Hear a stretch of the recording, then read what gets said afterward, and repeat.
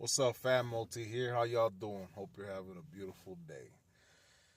Ah, just finished having a conversation with a young man, and I'm not gonna lie, it low key inspired the hell out of me even more. It kind of gave me more inspiration. We're talking about his dream and what he wants to achieve and whatnot, and low key the actions that we need to be taken towards you know our goal, our dream, and you know, I was talking to him, and when I talk to people, and they when I have these interactions, and it has to do with life and everything, I always aim it towards my own experiences and what I experienced and what I've learned and what I've overcome.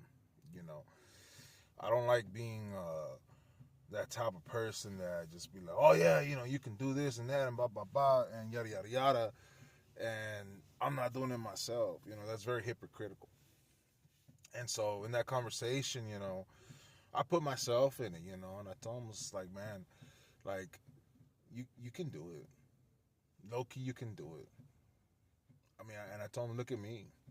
When I came out here, I had nothing. I didn't have a job. I had no money. I spent the last of what I had getting to Texas from Cali. Nothing but a dream. I know it sounds so cliche, but um, I kept working at it. I kept working at it every single day. Every single day. Even when I didn't see nothing. Even when I had my doubts. Even when I had no money. Working two jobs. Just trying to, get even somewhat in the green. You know? And then when I got my shirts, my first batch, I didn't know they were going to sell.